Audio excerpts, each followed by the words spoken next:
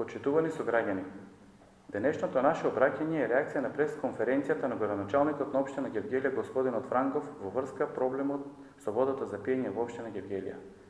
Најпрво мораме да констатираме дека сме згрозени од обидот да се политизира овој проблем, вмешувајќи и СДСМ, демек се крие зад граѓанската асоциација Фотоглас.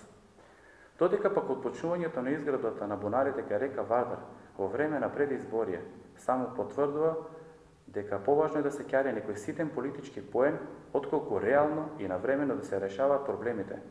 А дали се работи за гола политика или не, ќе оценат граѓаните. Ние од СДСМ јавно прашуваме: прво, дали изминатите години гевгеличани пија исправна вода? Не знам за вас, но ние искрено се сомневаме во тоа. Ако не е така, зошто во дописот од 26.6.2013 година од директорката на комуналецот Гевгелија до вработените во детска градинка Сончогледи им се препорачува да користат пакувана вода? Зошто и денес во детската градинка во Негорци родителите добиваат известување во кое се бара да им обезбедат на своите деца пакувана вода за пиење? Која е вестината за квалитетот на водата во општина Гевгелија? Сето ова го кажуваме во интерес на вестината без намера да шириме паника кај населението, иако веруваме дека ќе не обвинете за тоа, но сепак мора и да се знае. И второ, што бара председателот на општински комитет на ДПМН Гевгелија на отпочнување на изградба на бунарите кај река Вардар?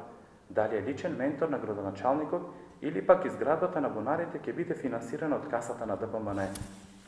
Прелистувајќи ја вашата програма од 2009 година, почитуван градоначалник, на страна 39 ветувате дека ќе ја реконструирате водната мрежа и ќе изнајдете нови извори на квалитетна вода за пиење. Почитуван градоначалник, сега е 2014 година, 5-та година од вашиот мандат како прв човек на градот. Мандат во кој до сега потрошивте 10 милиони евра буџетски пари, но нито еден денар за да го решите проблемот со водата за пиење. И токму сега, во предизборието, решивте да го направите тоа со изготвување на студии за нови бунари. Како градоначалник, потрошивте буџетски средства за купување на палми. За изнајмување на новогодишно осветлување потрошивте 22.000 евра, а за партиските вработувања во комуналец и да не зборуваме. Но пари во општината за овој проблем нема, па мора да земате кредит на 30 години кој што ќе го враќаат граѓаните на општина Гевгелија.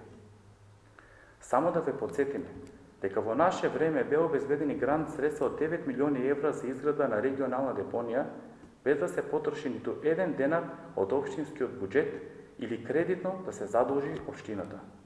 Што се однесува до СДСМ, ние, господа, немаме намера да се криеме за ваков крупен проблем зад граѓански асоциации. Ние ќе дебатираме за ваковиот проблем во Советот на општина Гевгелија, како што им прилега. Ја користам оваа прилика да ве потсетам дека барем 10 пати досега сме отпочнале оваа тема токму во Советот, каде што ви укажавме дека решавањето на овој проблем со водата за пиење е врвен приоритет и дека сите слободни парични средства треба да се насочат за негово решавање. Но вие цело време останавте глуви на нашите дискусии, дури тврдевте дека водата за пиење е исправна и при ваков присутен и нерешен проблем, вие истрчавте со проектот Гевгелија 2014, демејќи го разубавите центарот на градот. Па додека ние зборуваме за приоритети, господине градоначалниче, вие водевте политика. Кажете им на гевгеличани на што се должи и каде е потрошен кредитот кој што го подигна комуналецот Гевгелија. Зарем тие пари може да се потрошат за купување на нови водомери, за граѓаните да плаќаат повисоки сметки, може да се искористат за подобрување на системот за водовод и подобрување на квалитетот на водата.